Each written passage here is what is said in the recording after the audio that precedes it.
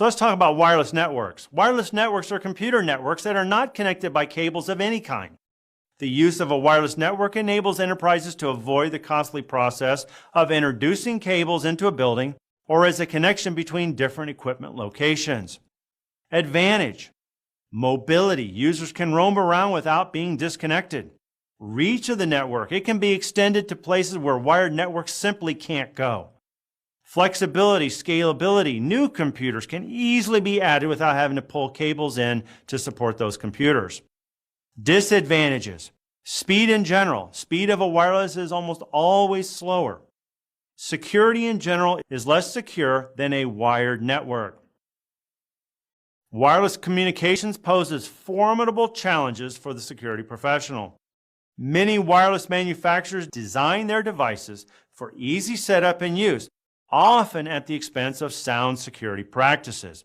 Many wireless devices default to little or no security. A security professional must take precautions to protect sensitive data transmitted over wireless devices. You can use encryption. You can use antivirus, anti-spyware, and a firewall. You can use WPA3 authentication. You can turn off your SSID. And finally, you can change the default password on your wireless access protocol. Case study: Tel Aviv free Wi-Fi network was hacked. One notable example of how easy it can be for a hacker to take over a Wi-Fi network comes from Tel Aviv. Tel Aviv offers a city-wide free Wi-Fi network which incorporates basic security controls to keep users secure on the network.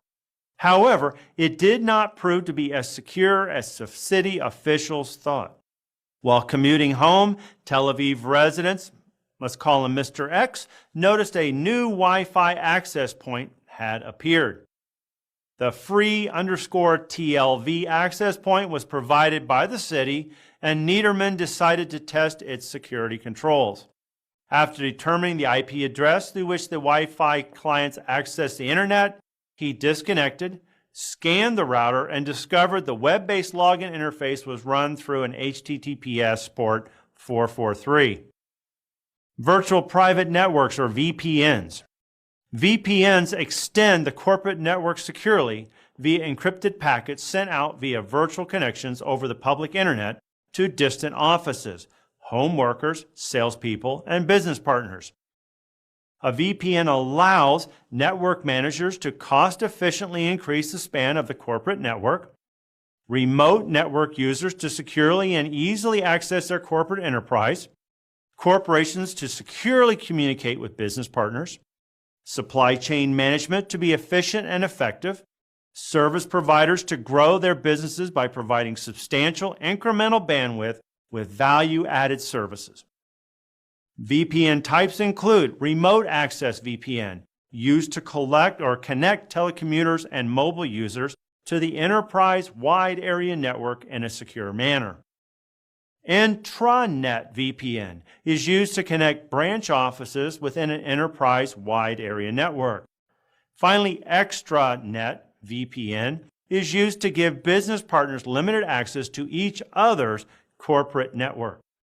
Risks related to VPNs: lack of required host security software on public machines, physical access to shared machines, endpoints, loss of sensitive information and intellectual property, man-in-the-middle attacks, and finally, hardware limitations. What are some controls that we can put into place for those VPN risks? Security policies and secure access through strong user authentication, host identity verification, host security posture validation, secure desktop, configuration considerations, and finally, user education and security awareness. Let's touch on Bluetooth. Many of us use it. Bluetooth is an open wireless technology standard for transmitting fixed and mobile electronic device data over very short distances.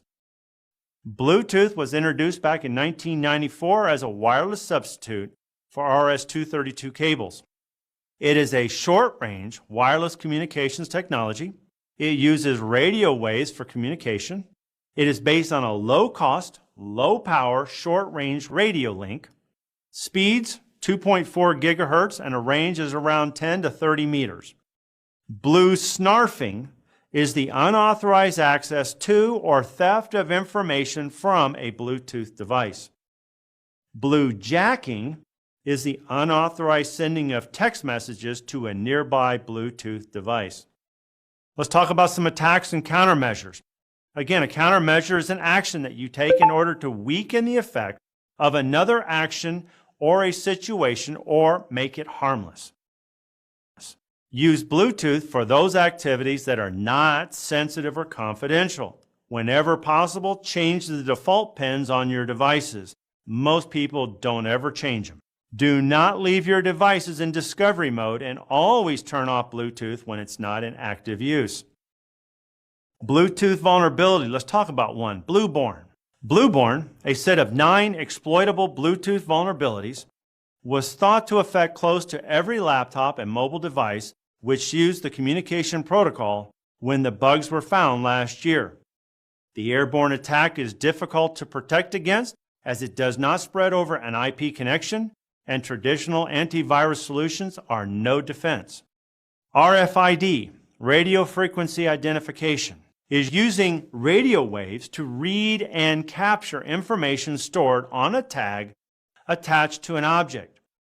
A tag can be read from up to several feet away and does not need to be within direct line of sight of the reader to be tracked. RFID risks include business process risk. Interference with RFID results in interference with business processes. Business intelligence risk. Competitors can gain information from RFID and use it to harm the business. Privacy risk. RFID can compromise personally identifiable information wherein tagged items can be traced back to an individual. An externality risk is an example, an adversary gaining unauthorized access to computers or an enterprise network through the IP through enabled RFID readers if the readers are not designed and configured properly. Talk about some security controls that we can use to try to help that risk.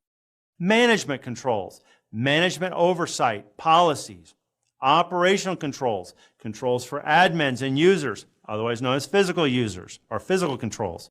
Technical, using technology to monitor the usage. RFID hack, mobile keys and hotel industry is the switch to contactless access via mobile app-based keys. This system uses near-field communication, NFC, which is a subset of RFID technology. An NFC-enabled device can function as both an NFC reader and an NFC tag, which allows these devices to operate using peer-to-peer communications. Guests download an app to their phones and then download their virtual keys from the cloud.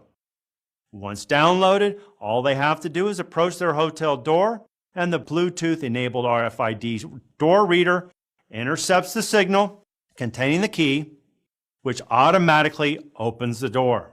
Like RFID, virtual keys can be compromised. There are many how-to videos, articles, and apps that demonstrate how to subvert the built-in security of these devices. Emanation security. Electronic emanation. Hardware or electronic devices emit electronic signals or waves, which, if revealed, can reveal useful information. A Faraday cage. A closed enclosure with external metal mesh that fully surrounds the enclosure, absorbing the electromagnetic signals. White noise. Broadcasting false traffic at all times to mask and hide the presence of real emanations. Control zones. Implementation of zones such that the emanations are controlled within the environment